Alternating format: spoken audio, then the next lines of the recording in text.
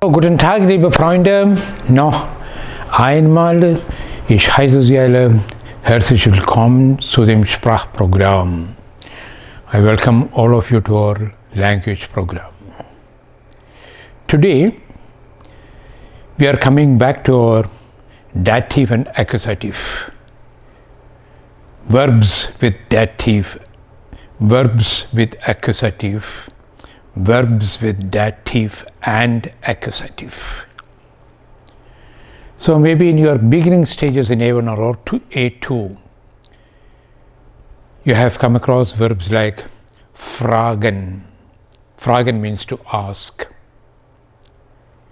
Der Schüler fragt den Lehrer. The pupil asks the teacher. So fragen was a verb with accusative that you know and that you have learnt. At the same time, you have also learned that a verb like danken, that is all not with accusative, but that is with dative. Der Schüler dankt dem Lehrer. The student, actually it's not student, the pupil thanks the teacher. So this variation is there. Verbs connected always with accusative, verbs connected always with dative, and some verbs like schenken, to present. Der Vater schenkt dem Sohn eine Uhr. So the verb schenken, that means to present, that demands a dative object as well as a accusative object. Das Verb schenken verlangt sowohl ein Dativnomen als auch ein Akkusativnomen. Das haben Sie alles auf der Anfängerstufe gelernt. There are no clear-cut rules in the German language as to why a verb is with accusative or as to why a verb is always connected with dative. The only way to know it is to learn it, that's all. That means just by learning the verb fragen, fragen to ask, fragen to ask, that wouldn't help you. You have to learn fragen mit Akkusativ, danken mit Dativ, gehören mit Dativ und so weiter. That means the moment you learn a verb, immediately you have to think whether it is with accusative or dative, and that you have to imbibe into this. You have to connect it with this. Otherwise it's of no use to you. It's just like learning nouns.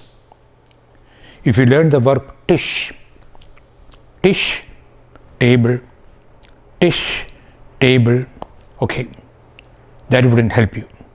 If you want to use it in a sentence, there are many other things which are connected with this noun. You will have to know the article. Wie heißt der Artikel von Tisch? Is it der, das oder die? It's der Tisch.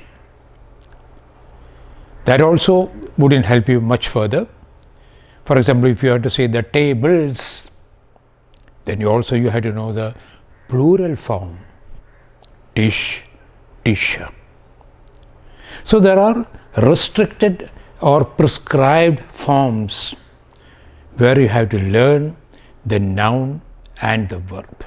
When you learn a noun, learn the article and the plural form, and also whether this noun belongs to the N declination. There is another chapter, I am not going to talk about it now, but these are the three most important things that you should know when you learn a noun. Its article, spelling, plural form, and whether it belongs to the end declination or not. Only if you know these four aspects of a noun, only then you will be able to use this noun in a proper sense, in a proper way, in a sentence. Similarly, when we talk about verbs, you have to know whether the verb is with action like stellen, stehen and so on, whether the verb is used with accusative or dative, or whether the verb demands both accusative and dative. And that's our topic today. All that what we are going to do is that we will be discussing some important verbs along with Beispielssätze. For example, as we have already said, einige Verben werden mit Dativ, einige Verben mit Akkusativ und einige Verben mit Dativ und Akkusativ gebraucht. Good. Now we will here make a small comparison between two European languages. Auf Englisch sagt man, that means in English they say, answer the teacher. Aber auf Deutsch heißt es, antworten Sie dem Lehrer. Antworten Sie dem Lehrer. Why it is not antworten Sie den Lehrer? Es gibt keine Antwort. There is no answer to that. The only answer that we can give is antworten is a verb with dative. So you have to say antworten Sie dem Lehrer. Good. Now, ich habe hier einige weitere Beispiele. For example, dem Kranken wurde es geholfen. It's a passive sentence. This is a passive sentence. Es wurde dem Kranken geholfen. That is a normal sentence. But the German language have got a tendency to put some Satzglieder to the first part of the sentence to give it a emphasis. Dem Kranken wurde es geholfen. The patient or the sick man, he was helped. Helfen, dativ. Ich danke dem Vorsitzenden für sein Verständnis. Danken with dativ. Ich danke dem Vorsitzenden. I thank the chairman for his understanding and help. Gehören mit dativ. Das Restaurant gehört dem berühmten Schauspieler. The restaurant belongs to the famous actor. Der Druck und Stress am Arbeitsplatz schadet der Gesundheit. Druck und Stress, tension, pressure. Where? Am Arbeitsplatz, in the workplace, schadet der Gesundheit. It injures or spoils the health. Schaden with dativ. Obwohl das Essen teuer ist, schmeckt es mir nicht. Although the food is very costly, I don't like it. Schmecken, to taste, it's not tasty for me. Schmecken is with dativ. Ich kann immer meinem besten Freund vertrauen. I can always rely upon my best friend. Vertrauen, dativ. Wir müssen leider dem Minister widersprechen. Widersprechen, to contradict and say something. Unfortunately, we must contradict the minister. Vertrauen oder Widersprechen, again with dative. Der Lehrer gratuliert allen Studenten, die die Prüfung bestanden haben. Gratulieren, to congratulate. Allen Studenten, dative. Now, we are going to deal with some accusative verbs. Wir lesen ein paar Beispielsätze. Der Metzger verkauft Fleisch und Wurst. Metzger, the butcher. He sells meat and Wurst. Here, Fleisch and Wurst do not carry an article. So it might look a little difficult for you to ascertain whether verkaufen is dative or accusative. In such cases, there is only one possibility. You may have to refer a dictionary and see whether that verb is with accusative or dative. Sometimes this usage is there in the German language. They use nouns without articles. We always try to spot the cases between accusative and dative with the help of the articles. But if there is no article, then the only help is a good standard dictionary. We are coming to the weitere Beispiele. Ich würde gern morgen das Buch mitbringen. Zu Weihnachten singen wir ein herrliches Lied.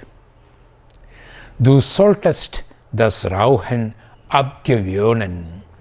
So, mitbringen, singen und abgewöhnen, das sind alle mit Accusativ. Oder ein Stipendium hat diesen Auslandsaufenthalt ermöglicht.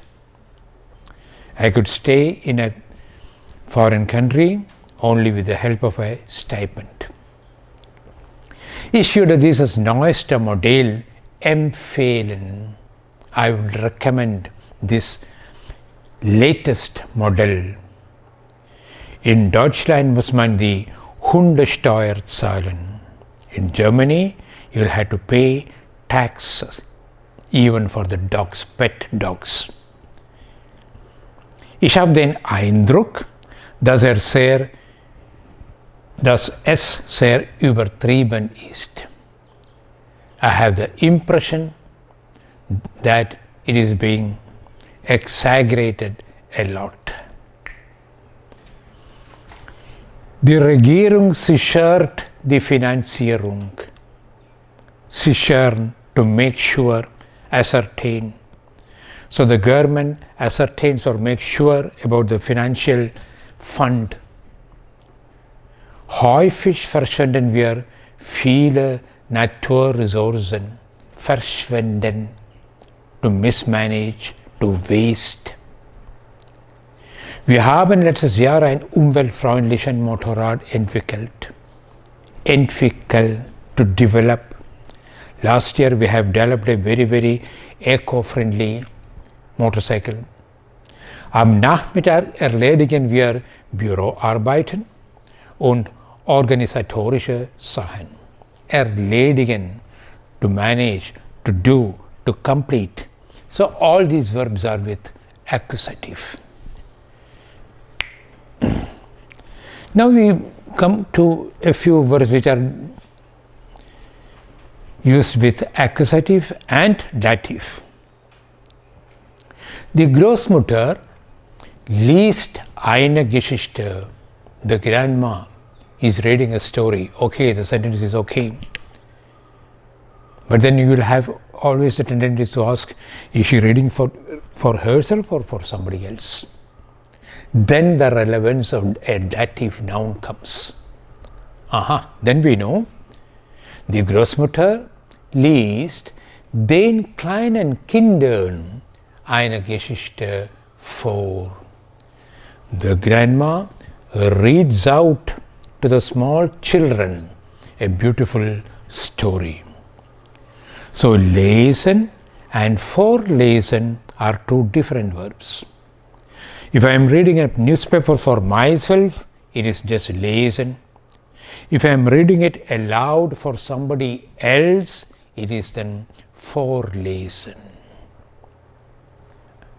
Ein anderes Beispiel. Der Junge hat den Unfall verheimlicht. The young boy, he kept secret the accident. He didn't say a word about it. Okay. But in German you have to say, der Junge hat seinen Eltern den Unfall verheimlicht. He didn't say a word of this accident to his parents. So some words in German, when you use it, you have to keep in mind that the verb demands a dative object as well as a accusative object. That you have to keep in mind whenever you speak or when you write something. Always ask yourself the question, is it just accusative or is it dative or verlangt das Verb Dativ und Akkusativ. Noch ein Beispiel. Bitte erlauben Sie mir, den Vortrag bis zum Ende zu machen. Bitte erlauben Sie mir, erlauben ist mit Dativ. Bitte erlauben Sie mir, der Satz ist nicht vollständig. Was soll ich dir erlauben? Der Satz muss weitergehen. Bitte erlauben Sie mir, den Vortrag bis zum Ende zu machen. Also einige Verben mit Dativ, sie verlangen einen Infinitivsatz. Also den Vortrag bis zum Ende zu machen, das ist ein Infinitivsatz. So einige Dativverben verlangen einen Infinitivsatz, damit der Satz vollständig ist. Das müssen Sie auch im Kopf haben. Beispiele. Wir können Ihnen leider einen Besuch zu dieser Zeit nicht gestatten. Gestatten, erlauben, to permit. We cannot grant you a visit at this time. Die Polizei hat dem Führer sein Handy entziehen, to take away. Wem? Dem Fahrer. Was? Sein Handy. Also das sind Sätze mit Akkusativ und Dativ. Also ich kann nur sagen, ich kann nur noch einmal wiederholen, wenn Sie ein Verb lernen möchten, if you want to learn a verb, first thing, lernen Sie die Konjugation. You have to learn the conjugation. You have to know whether it is schwach or stark. You have to know whether that verb is stark, strong or weak. And the third thing, you will have to know whether the verb is with only accusative or the only dative or both with dative and accusative. And there are verbs with null object, with zero object also in German. Beispiel, es regnet. It rains. It's raining. Where is accusative object?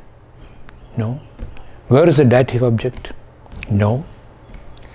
So in such typical special cases, some verbs are there or in an object, without any object.